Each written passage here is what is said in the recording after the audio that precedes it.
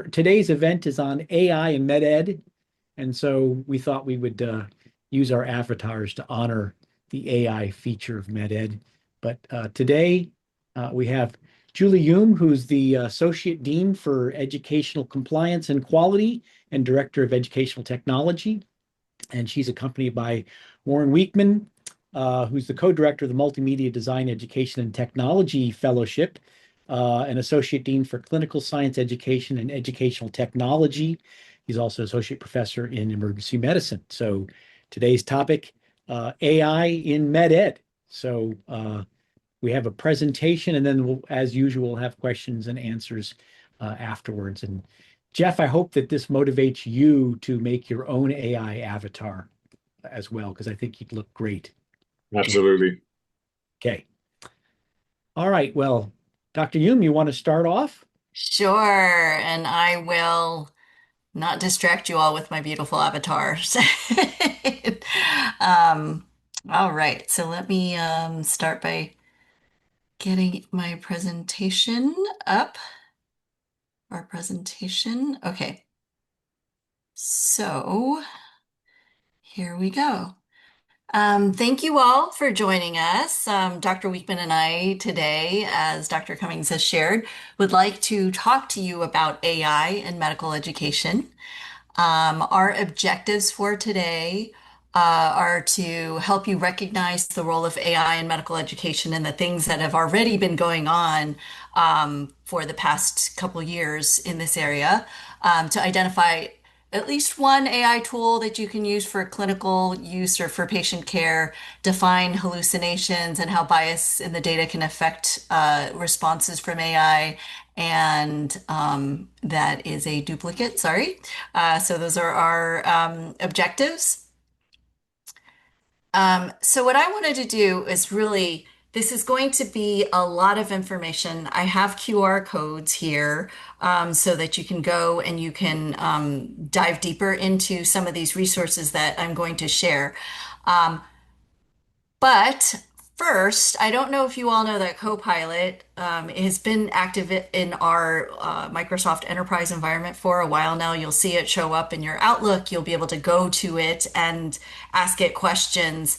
And that's neat because, when it first launched, we didn't have access. And so as UCI Health and UCI Campus's OIT is really vetting these tools, they're becoming released for us. So I just for fun asked Copilot to draw a comic of a medical educator embracing AI, and this is what I got. I don't know if that is what I envisioned, but anyway, here's an example. All right, so I don't know if you all are aware that earlier this year, so in February 2025, our fellow California university system, so California State, the entire system took a really big historic step in expanding the use of AI in higher education for their entire system. So that's more than 460,000 students, over 63,000 staff and faculty. And what they did was provide ChatGPT EDU, which is a customized version of ChatGPT for educational institutions to everyone, right? So they just went all in. And I think this is just probably going to be the first of many institutions that are moving in this way, and something that obviously we can't avoid, and need to prepare our future students to be able to work in. So EDUCAUSE, I don't know if you're familiar with this organization, but they do they're a large organization that does a lot of work in looking at educational technologies across higher ed, so not just in medical, in health professions education, but across higher ed in general. And they did a survey this year and asked students about what they think they need to be prepared for as they go into the workforce.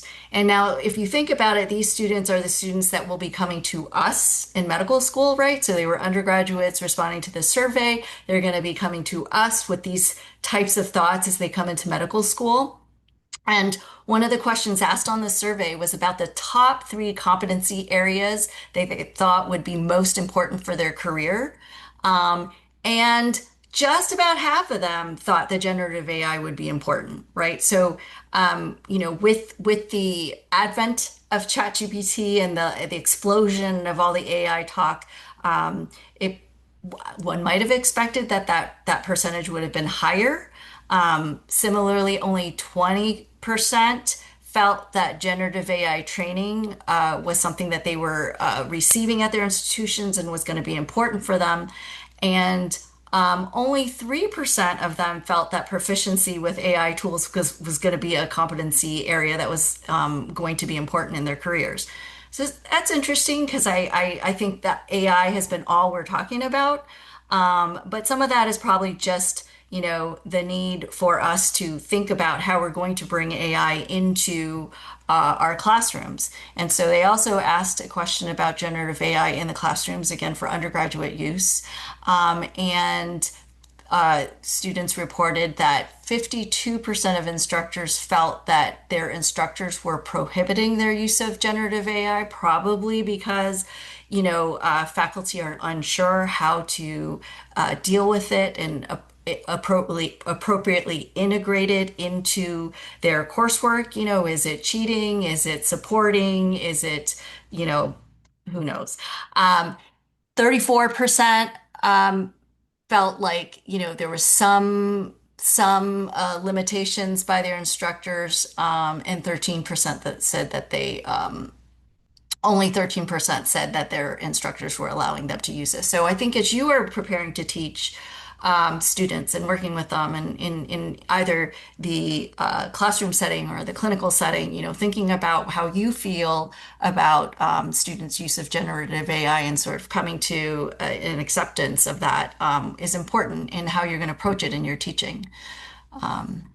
So now, if we start looking at data from medical schools, annually, the AAMC, the Association of American Medical Colleges, does a survey to all the medical schools where we're able to report about our curriculum. And in the past year, they asked several questions about artificial intelligence curriculum in schools. And there were three key findings that they got from this data. So the number of schools that had AI in their curriculum has significantly increased from, 2022-23 to 23-24. And I would suspect as we go from 24-25 and look at data in coming years, this number is just going to continue to increase. In 23-24, 76% of the schools that have responded were saying that they're actually now including AI curriculum in the required aspect of the curriculum versus just elective content. Another data point that this data snapshot from the AAMC gave us were the types of things that were covered in medical school curricula on AI. So the largest percentage being around just understanding basic concepts. What is AI? What is machine learning? What is, versus generative AI? What sort of tools are out there? The next highest percentage, which I think is very important for us teaching in a clinical setting, is the social, ethical, and legal aspects of medical AI. And Dr. Wiechmann will cover a little bit more about this, later in the presentation. But I think it's interesting to see what medical schools are doing now, or reporting that they're doing now around AI topics in the curriculum. I think this area of process analysis and evaluation of data, just in general, even prior to AI, we probably could have done more of. And now that we have AI, is probably even more important for us to consider. And then the third data point that came from this data snapshot was that the number of schools that are actually providing their students with secure access to some sort of AI tool is at around 30% now. So we at UCI are very fortunate to have a tool like GPT where we feel like we can play around with AI in a very in a more safe and private way. But I think as we want faculty, staff, and students to start feeling comfortable that they can go and explore with AI, I think it's important that we see this percentage increase. And the other important number here is that less than half of our schools, medical schools, have an appropriate policy on using AI. And I think it's very important with, again, the hallucinations that Dr. Wiechmann will talk about later, that we are we provide guardrails and protections as we're using this tool, because there's a lot of things, especially in a clinical setting or in an educational setting, where we have FERPA issues and HIPAA issues, where we need to be sure that those who are using these AI technologies are aware of being able to use it in a safe, ethical, and responsible way.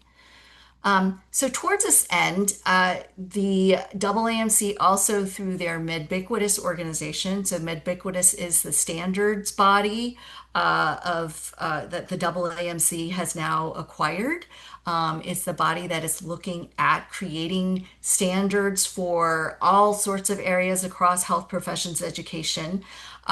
But they were instrumental in bringing together an international advisory committee around artificial intelligence, because we are all asking the same questions about what we need to do. What is the vision for using AI in health education, health professions education, medical education? What type of guidance should we provide? What types of policies do we need in place? And so, what this group has done is put out a series of these resources, which come in the form of these matrices. And so I pulled an example of one that is in a draft format for now. And this is looking at this particular matrix is looking at recommendations for integrating AI from an educator's perspective.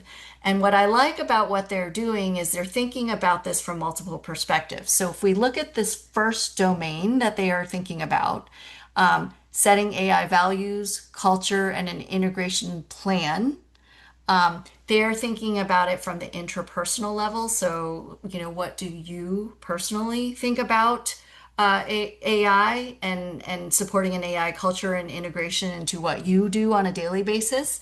Then it's providing considerations at a micro level. So how can you do this within, say, a course you teach, or with faculty in your department? Then looking at it from a meso level, so as an institution, how would you do something like set AI values or a culture?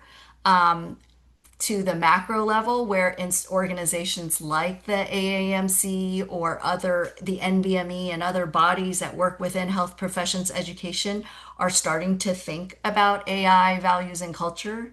And then from a mega level, so this body that has come together through Medbiquitous is an international body that's looking at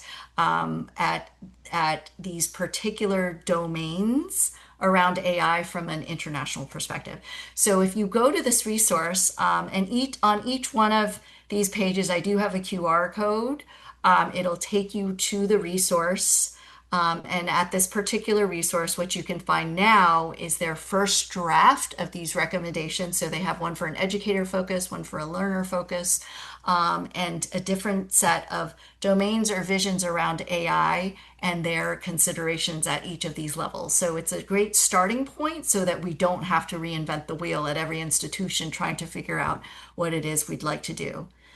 Another thing that the AAMC has done is they have come together and drafted, and they will readily admit that their first draft came from ChatGPT in late 2024, and put together, principles for the responsible use of AI in medical education.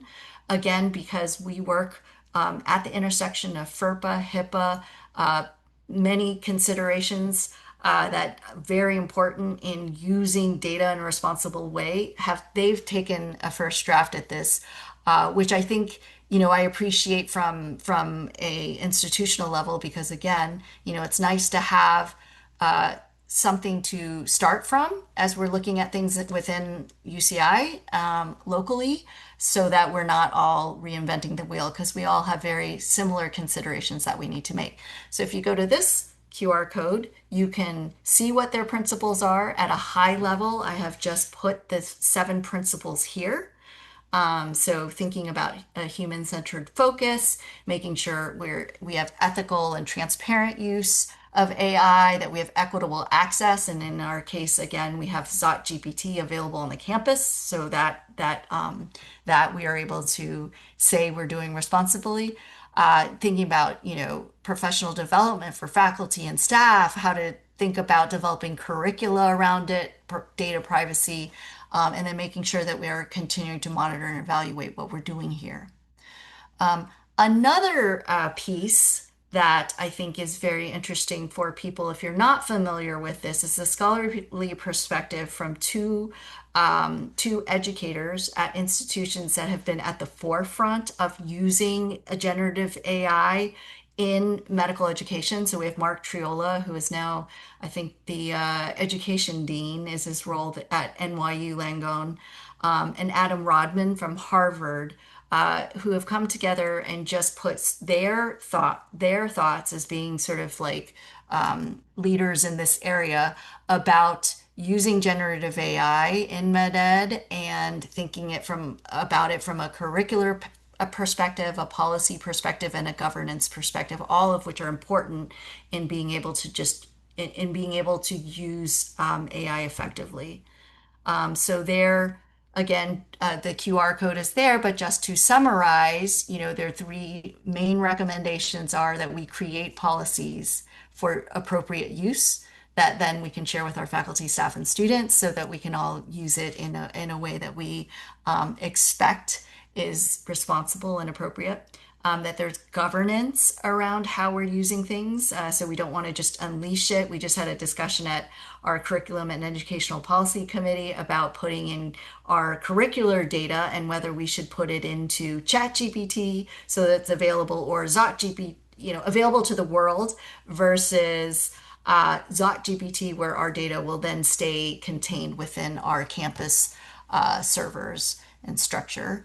And then also thinking about curriculum, right? So we need to understand how our future students who will become practicing physicians need to have competencies in being able to engage with AI and use it responsibly, because it is going to be a part of their practice.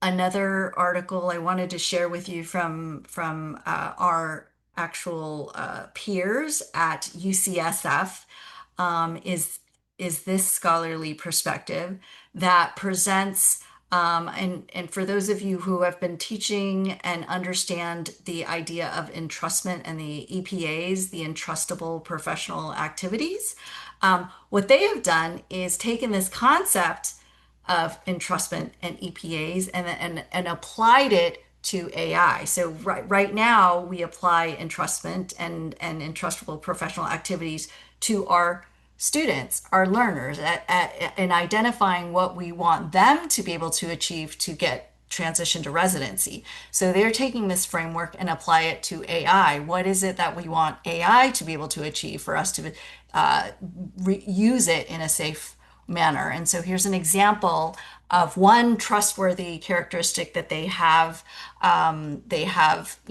walked through.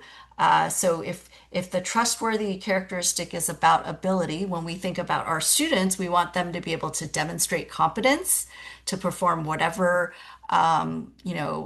procedure or clinical skill that they need to have.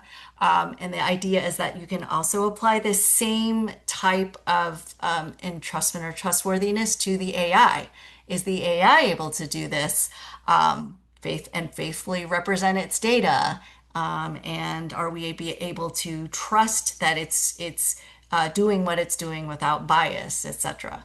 So that is an interesting way, I think, to think about if we don't have a framework for thinking about how to use AI, is to use a concept we're familiar with in medical education and then apply it to AI in practice.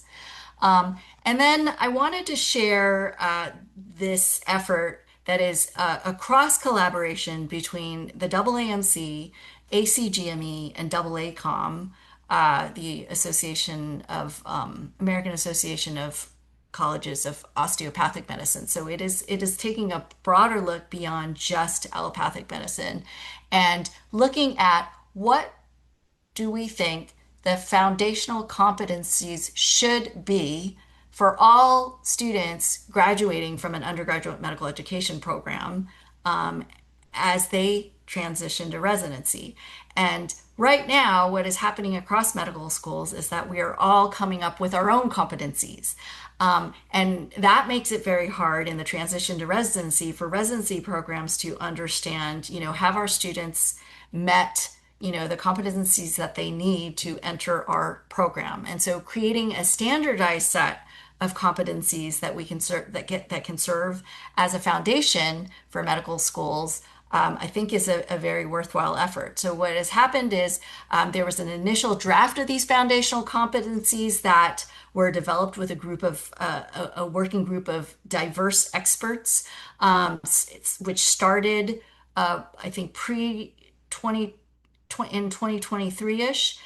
In January 2024, they started circulating this for broad input from the medical education community. They're taking this feedback and creating drafts. They've now done an initial draft, a second draft, a third draft. And then if you've been to any of the larger AAMC Learn Serve Lead meetings, they've had presentations where they've again shared this for feedback. And they're pretty close to this final version. So if you search for this, you can find out what they are. But I bring it up in terms of thinking about how foundational competencies interact with AI, right? So this was done without thinking about AI or technology in general, but but I mean, we really can't separate the two now moving forward, right? So the foundational competencies that have been identified to date are professionalism, patient care and procedural skills, medical knowledge, practice-based learning and improvement, interpersonal and communication skills, and systems-based practice. They look very much like the ACGME competencies, um, and but they've taken time to further, clarify what each of these competencies mean and ensure that they are able to standardize around this so that they can become accepted as foundational competencies that all schools may look to adopt. And so I just took the systems-based practice competency draft and put it here. And I chose this one to share first because when we think about where technologies fit in to competencies for a medical student, it is often in the systems-based practice area. And so if we look at these particular competencies listed here, just wanted to take a moment and see. I know there's many of you out there, if anyone wanted to sort of jump in and say, oh, this is where I think AI might fit into a competency. Anyone brave enough to raise their hand or speak out? Dr. Wiechmann? Was that? Oh, okay. Dr. Rivera. Hi.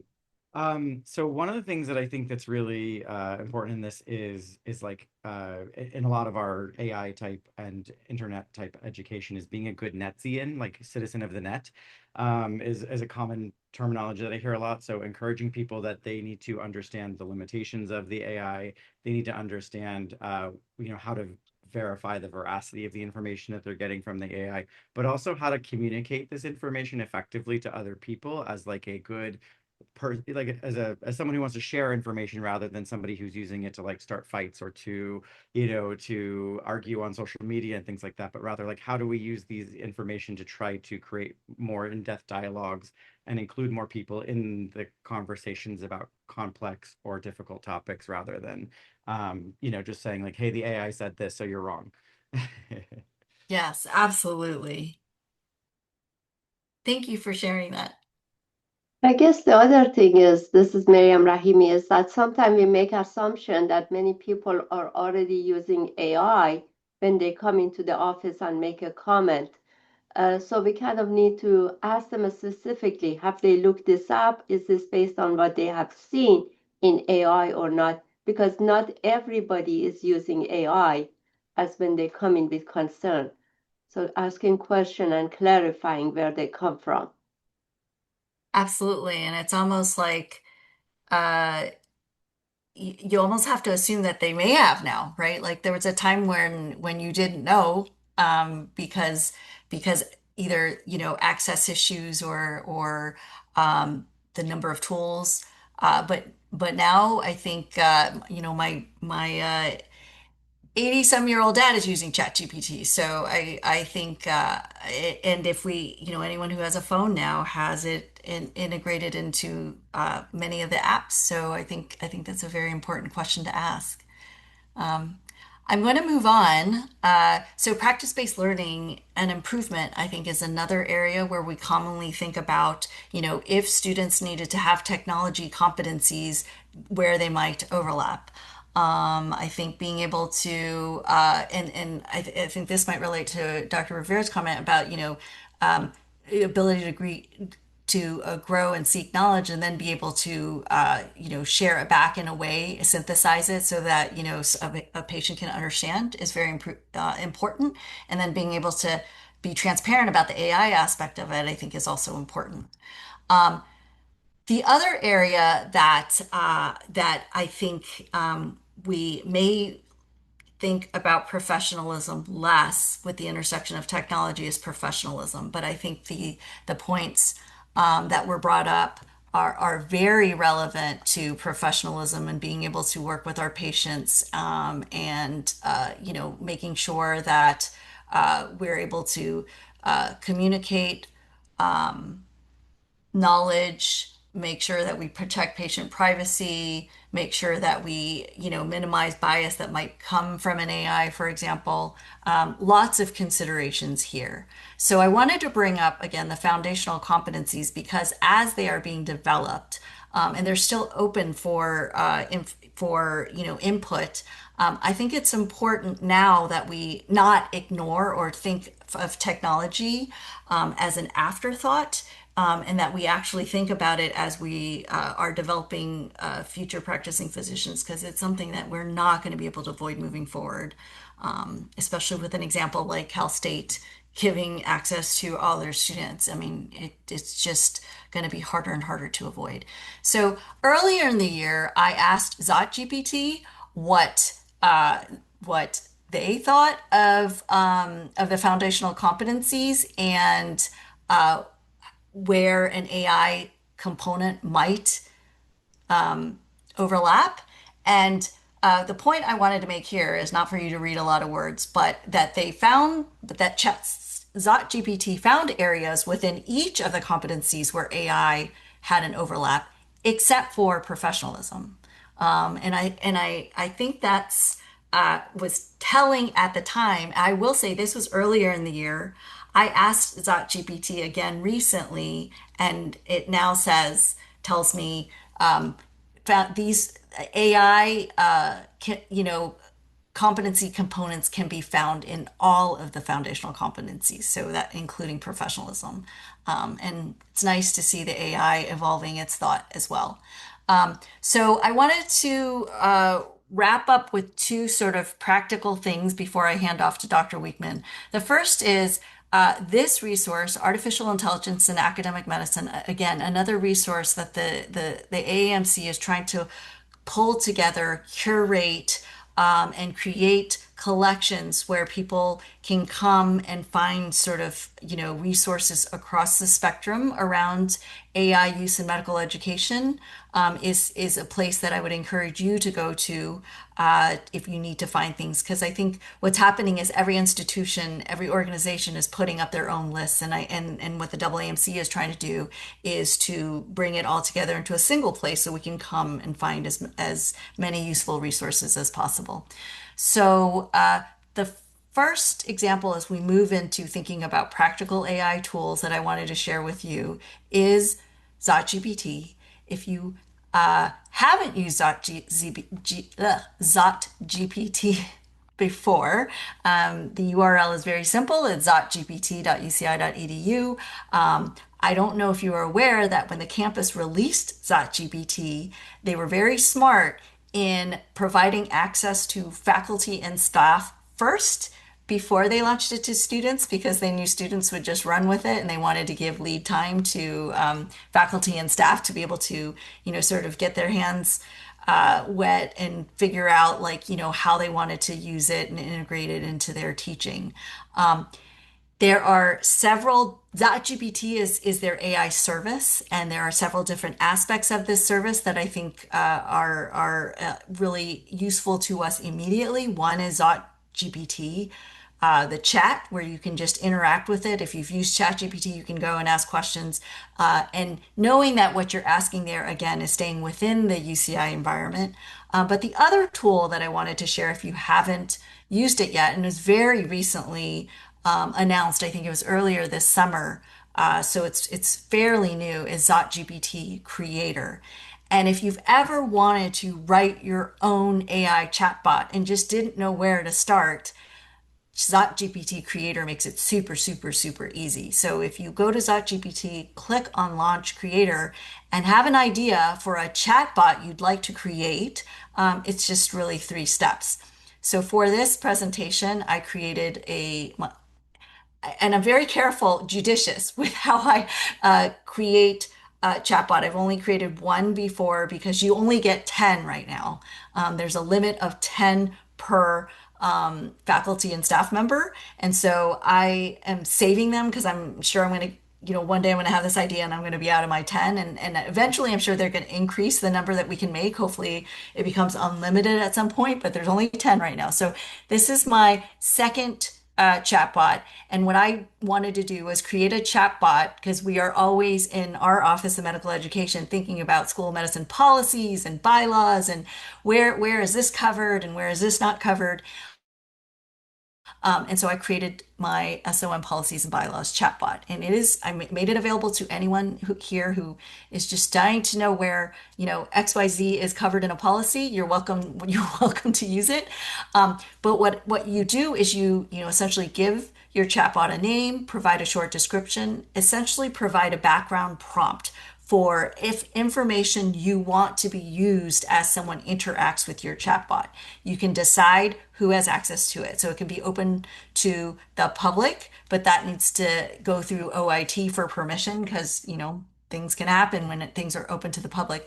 You can make it open to anyone within UCI, or you can only, if you want to create something that your team will use or your department, you can just invite certain people. The second step is that you pick an AI model that you want to use to be the engine for your chatbot. I chose ChatGPT 4.1. It was the recommended one. And then a conversation style, I chose the Precise because it was also recommended. If you want to use any of the other engines, so, ChatGPT 5 is out now. It's supposed to be, more empathetic and have more, I don't know what the word is, holistic in how it's looking at things. So if that's what you want to do, you can do that. And then the third step is to provide the knowledge or the data from which your chatbot will work. So unfortunately, I wanted to put in our handbook from the web, but it is not on a site that is easily crawlable. So right now you can only use for knowledge a public site that has a .edu, a .gov, or a .org domain, and you can only use up to 3. So you can add these websites and it will crawl the websites as you interact with it in chat. You can also upload files. So what I did was I uploaded the SOM bylaws, our student handbook as a PDF, our CEP policies, and our curriculum review policies. There's an option to tell the ZotGPT as you're creating this chatbot whether you want the file to be looked at for text extraction right? So you're just reading text from a PDF or to visualize it. So if you're looking at images from a PDF, you have a choice to tell the chatbot or to define this as you're creating your chatbot. And then once it's created, and I will say, once you are using it, it takes some time for the processing to occur on your files. So give it maybe an hour or so, depending on how much data you're uploading. But once it's ready, you can then start chatting to your chatbot. And so I just asked a simple question, where in our policies do we have information about medical student supervision? It gave me an answer. I'm not sure it's the it gave me an answer about where to look for it in the handbook. It also gave me a response about where it was in our CEP policies and procedures, which is essentially referring back to the handbook. That I might have needed to know to understand this, but the idea is that it took the data that I put in, I was able to talk to it and then get information out. And I can now use this anytime I have a lingering question like, where's the policy on students being able to appeal their grades? And ask my chatbot, and it'll tell me which policy that it finds it in.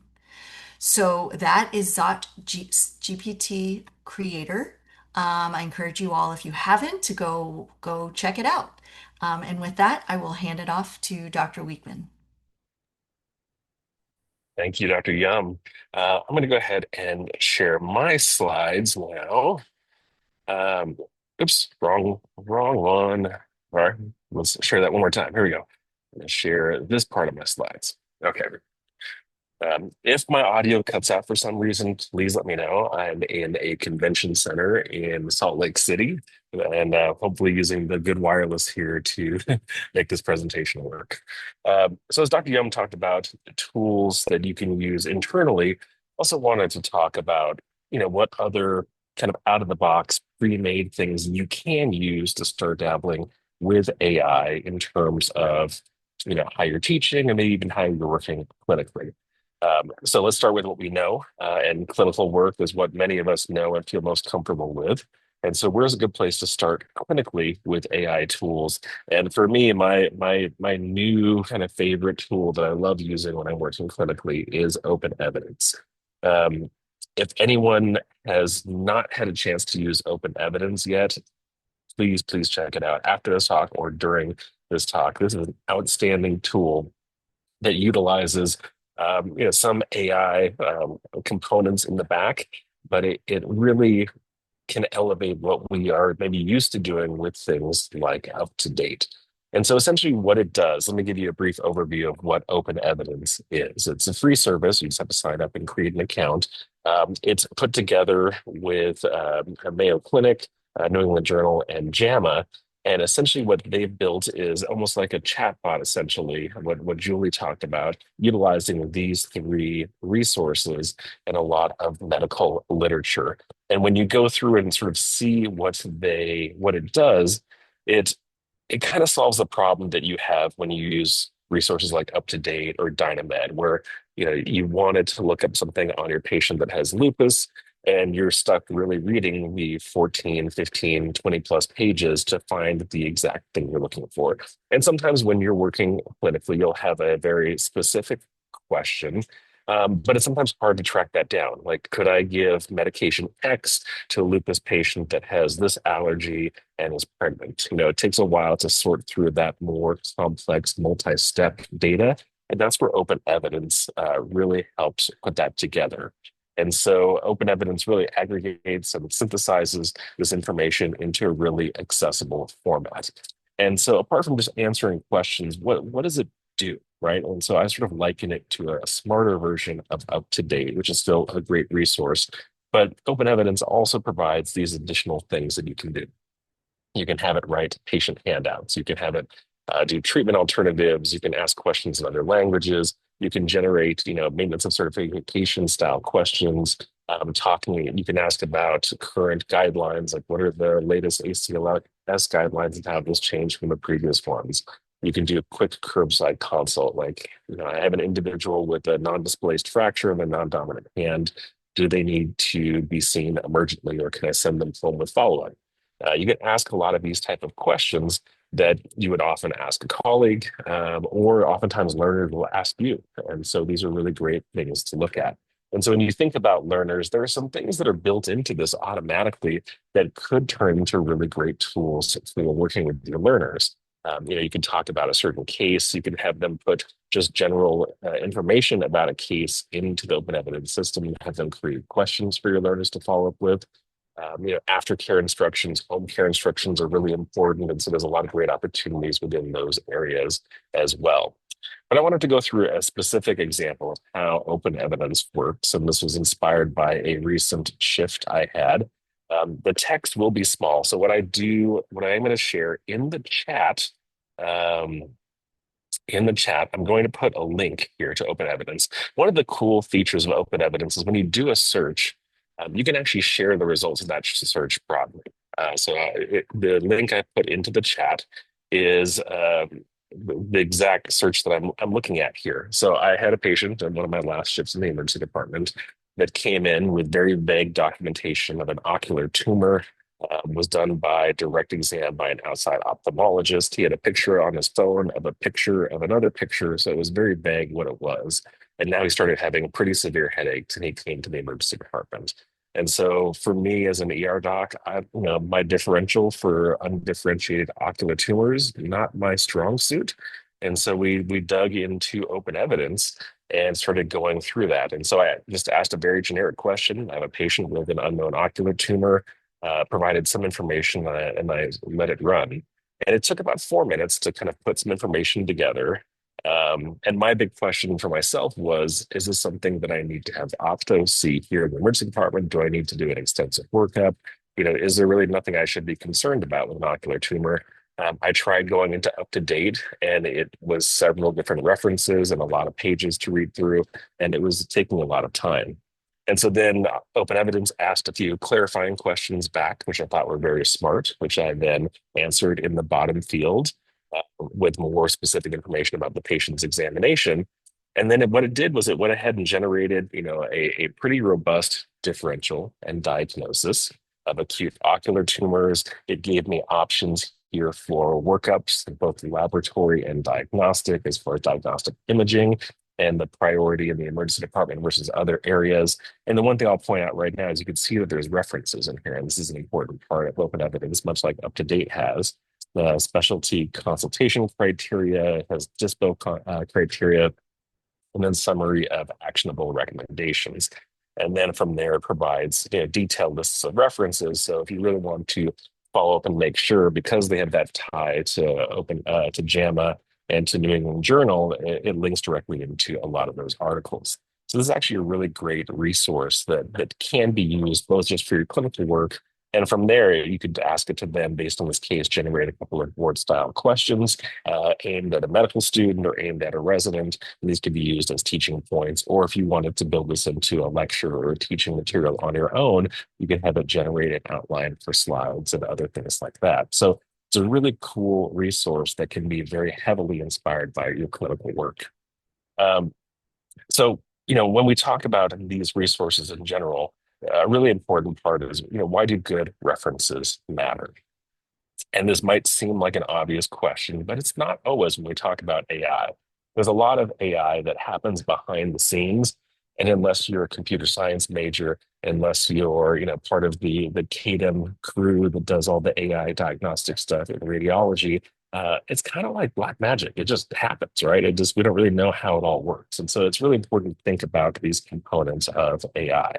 And so one of them, one of the biggest parts that we really need to be concerned about is this idea of hallucinations and confabulations.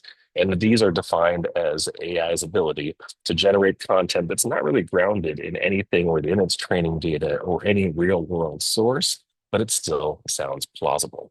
And that becomes very challenging. And so when we think about what does that mean and how often does this happen, there was a great study in JMIR rather recently that looked at ChatGPT and Bard, which is another AI learning language model, another platform, another engine that powers it.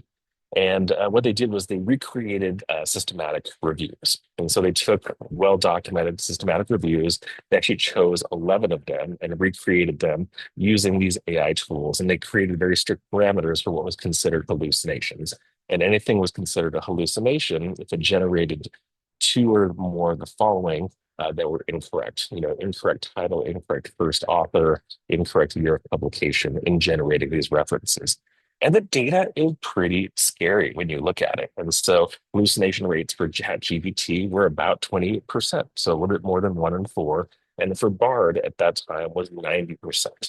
And so when you're thinking about these resources, when it kicks out these answers, you're thinking, wow, that sounds really great. But it might be referencing the Journal of Anecdotal Evidence, and you didn't catch that reference.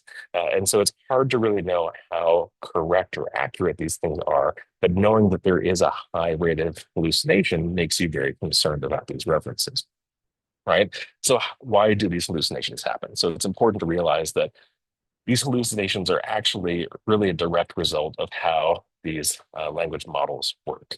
And these LLMs, they do what's called probability-based prediction. And so what it's doing is predicting the word that's most likely to follow another. And it's not really building out truth as far as answers. It's building out the most likely sentence construct that makes sense or that answers your query. And within that, it also has a lack of reliable grounding in that it only relies on the data that you provide it to train it. It doesn't really often utilize external sources in some of these models. And so it's limited to that data that's in there. Now, some of the newer models will reference outside sources, but sometimes the data that's trained within there just utilizes the data that come in. And so really, when you think about it, we often consider them as like a truth machine, but it's really just a language machine, right? We'll often use these tools to say, hey, I want to find the answer to this. You get a response and you don't think twice about it. But really, it's giving you the highest likelihood of a coherent answer without really any consideration of whether it is a true answer, which is kind of for some people, it's kind of mind blowing to think about how that works. I also mentioned that it talks heavily about this training data, right? And the training data, in order for these tools to work, in order for these language models to work, they take, millions of words and sentences and documents, and they make connections between those words and data, and that becomes your training set. The problem is that we all know that data is biased. Data are biased, I should say. Data can contain bias. Algorithms based on data can contain bias, and therefore things like AI based on algorithms based on data can be biased. And so, these are two just relatively recent studies just talking about, bias and accuracy of GFR equations, a meta-analysis of that, how there were very incorrect assumptions about how the data was gathered and attributed to, racial and ethnic differences in GFR. There's also similar work that's been done showing the same thing when it comes to pulse ox during COVID-19, that all the machines were calibrated, all the data sets were calibrated for lighter toned skin. And there were much more wider variations when it came to darker skin, which led to either under or over diagnosis in those patient populations. And there's studies that even look at when you apply that directly into AI models, that depending on what you train the data on, it can have pretty significant issues. And so this was a cool study, which again highlights part of the challenge, where they built a system using this neural network that it can take images of skin and of lesions on the skin and identify them as cancerous, precancerous very easily. The problem is that this training set was done only with light skinned individuals. That was their training set. And when they applied it to individuals with darker skin or more pigment or more variable tone skin, they found that sensitivity and specificity of this tool was very, very different than for this population. And so, that creates almost a two-tier system of health. It creates an issue where you have, again, either underdiagnosis or overdiagnosis, and that has a lot of implications. But if you don't know about the data, it can open this window of even kind of amplified bias. And so we need to think about those things when we're using these tools, and thinking about the data set inherently and the bias that can come with that. So again, it's really important to to talk about this idea that data can be biased, and therefore AI output can be biased as well, right? And so that's a really important, I think, fact that we have to recognize.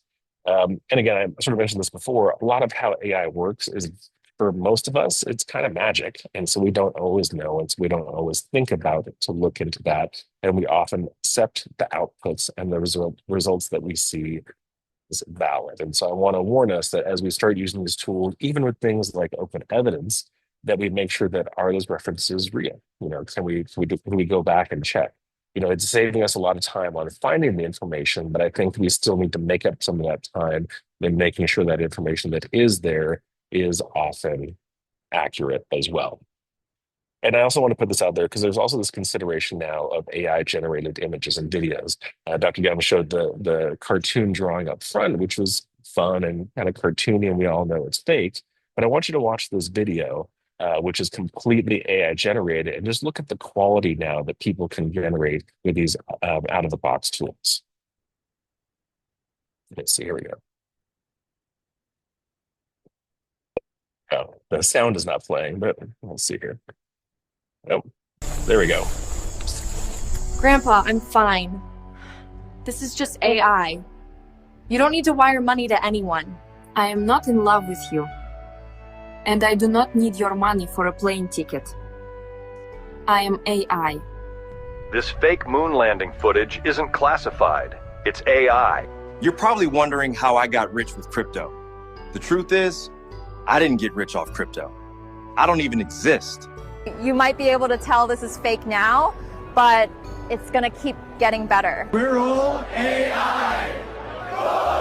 There could be aliens, but I'm not one of them. I'm AI. An herbal supplement did not cure my cancer.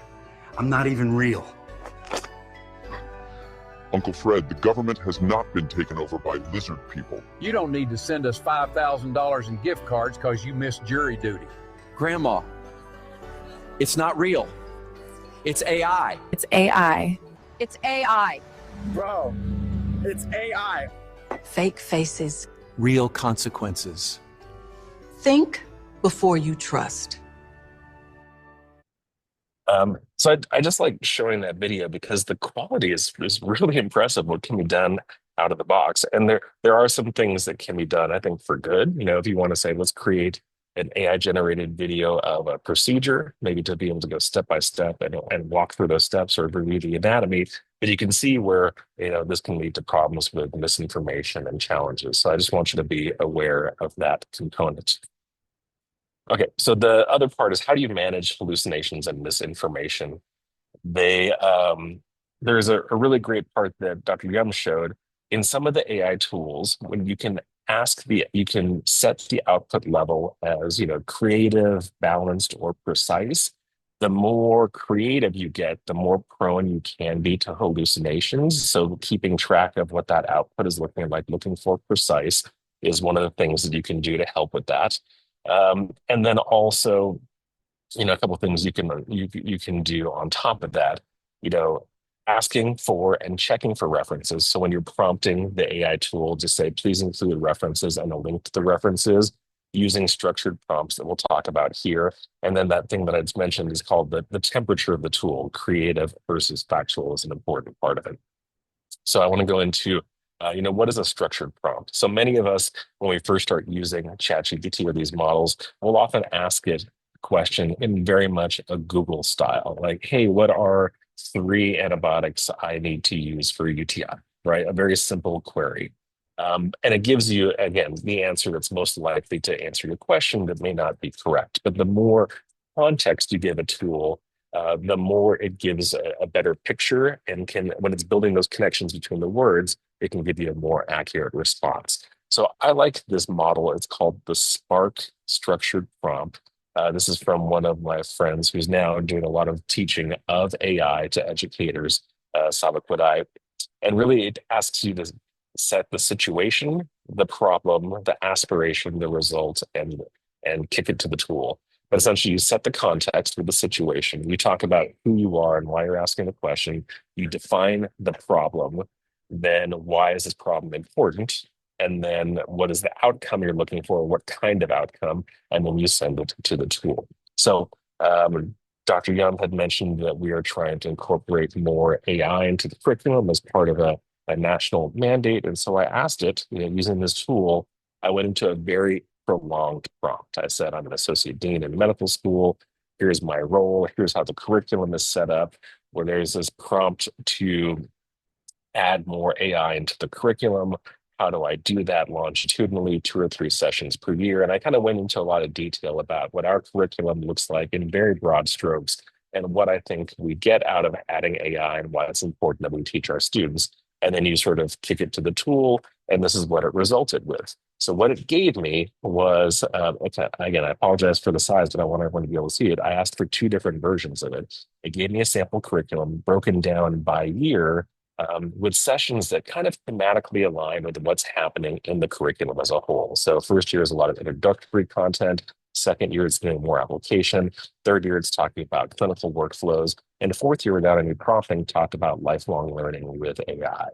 The second example it provided is sort of a case-based approach, practical AI integration with key design principles of how that happens. So it gave me a really robust tool that it then later asked me, do you want me to tie this to the EPAs or other maybe CGME core competencies, right? And so it's doing that extra step for me by thinking about those components, which again, if you compare that to what we're used to doing in that somewhat Googleized approach, where you might just say, give me a list of topics of AI topics to teach medical students. I want 2 to 3 per year. Give me 2 different lists to choose from. It really just gives me a very dull list, which is still helpful, but maybe not as helpful as a more in-depth prompt. So I think, as you're using these tools, as you start playing around in them, it's really important to, one, be aware of the limitations of the tool. Part of the concern about hallucinations, misinformation, where the sources are coming from. And then when you're using it, if you don't feel like it's becoming very effective for you as a tool, oftentimes it's the amount of work you're putting into the prompt, which feels very counterintuitive to put more work in to get better output. But a lot of times when you do that extra step, you'll start seeing the difference in the quality of data you get out of the tools, which can be helpful. So I wanted to give you those few things to explore on your own and try this framework, this Spark framework, which I'll put it back up here on the screen again. And then thinking about using tools like open evidence as a way to sort of get your foot in the door and play a little bit with AI. So let me hop to the chat here and see if there's any questions. There's a couple of questions here. I know we were right almost at time, but let's see if we can answer these. Working backwards, Dr. Rahimi, with open evidence, I don't believe there's an option for precise versus creative. I think the default within that is more of a precise tool. And so hopefully that is a little bit more aligned. Dr. Eakin asks, are there medical education legal implications, AI-driven support tools? A lot of the discussion I've seen around that really relies on what the data source is for those AI decision tools, right? And I think there's a lot of, if you look at the folks in radiology, you'll see now, first, if you've ordered any imaging recently, some of their CT scan tools have first the resident and attending read followed by the AI read, and they have to comment on the alignment or disalignment between the 2 diagnoses. So it's still a very stepwise approach, but I haven't seen too much as far as the guidelines directly on the clinical decision tools. But I know the biggest concern really lies with just what the data set is initially. But I don't quite have a good answer on the clinical side of that. But I know it's, we are thinking about it on the education side of how do we, how much do our students use compared to how much our faculty are using, what's considered appropriate use for learners as they're still trying to learn how to write a note. Should AI be writing their notes for them? There's a lot of these, I think, foundational steps that they need to go through first.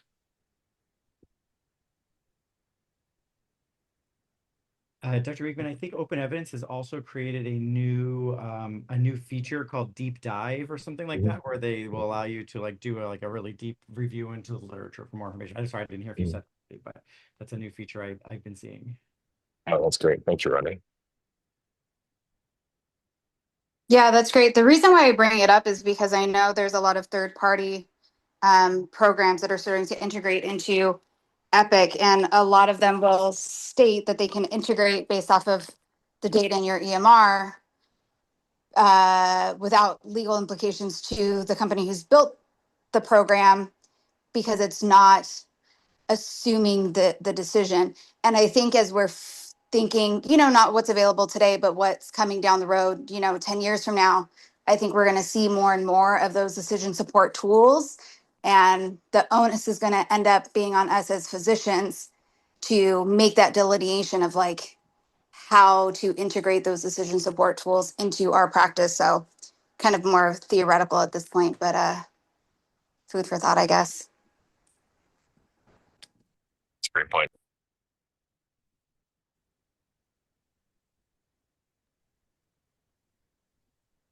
Are there any last questions before we let our speakers go and thank them for their own self thoughts that were not AI generated?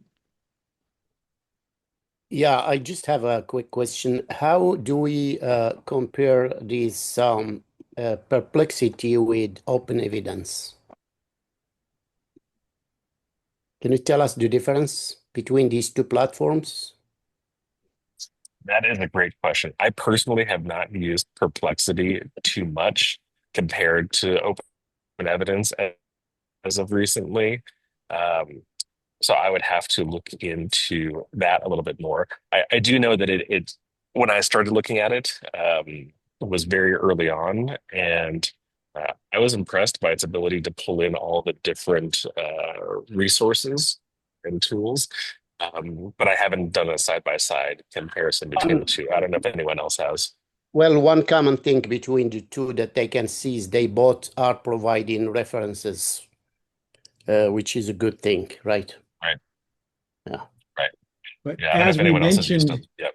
we did mention in the chat, check your references because AI will make up references for you as well. I will also say, like, if for those of us in like academics or in education, or even just doing your own administrative work, like this is super helpful for doing things like, let's say you have an idea for a project you want to have your residents do or your students do. You can describe the project and kind of classify it and then say, build me a rubric for grading this project. And ChatGPT will say, okay, here's a rubric for grading a project with some basic features. Do you want me to make it more specific?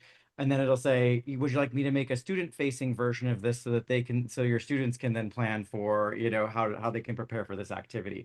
And you can kind of use it to create grading rubrics. You can use it to create evaluation criteria, promotion criteria for within your department. Letters of recommendation, if you give it a template that you typically always use for letters of recommendation, you can feed it the CV and the activities of your students and allow it to fill in those parts and write you a strong letter. So there's lots of like really great ways that this can help make your life easier and less risky ways as well. So it can do a lot of the Yeah, basic. so I want to add to that what Brian say, which is you need to check your references. One thing I can tell you is that ChatGPT is very dangerous. I'm working on vaccines and immunotherapy. I just put a paper we published on how AI can help vaccines and immunotherapy. Feel free to read it. But one thing I can see about ChatGPT is I ask question, for instance, on vaccine and immunotherapy, specific question, and they gave me a statement with 10 references. Every single one of those references are wrong. So yeah, you have to check your references, definitely. I did want to share there's a tool, a resource that I dropped into the chat where a very well-known medical education researcher has looked at some of these tools and provided some of her thoughts on them. So, if you would like to look at it, Perplexity being one of them. I was also going to say, if you are doing academic things with like activities things with residents and you think that they are going or students, you think they're going to use these resources or AI tools to do their projects, give them guidelines in your instructions for how they can effectively use it and the ways that you will accept its use and the ways you won't accept its use. So that way they have a guideline to say it can help you to expand your research, it can help you to create tables, it can help you to create images, but we won't accept it writing your paper for you, kind of thing. Those kinds of things. All right. So thank you, everyone. Thank you, Warren and Julie, for sharing all your insights with us today. Thank you to all the faculty who attended. We're very happy that you were able to join us. There will be a recording of this that you can share with your peers. We will see you next month on October 13th. Our next topic is going to be actually on personal finance. And so just kind of to switch gears, so we hope you'll be able to join us, and we hope you all have a wonderful evening. Thank you.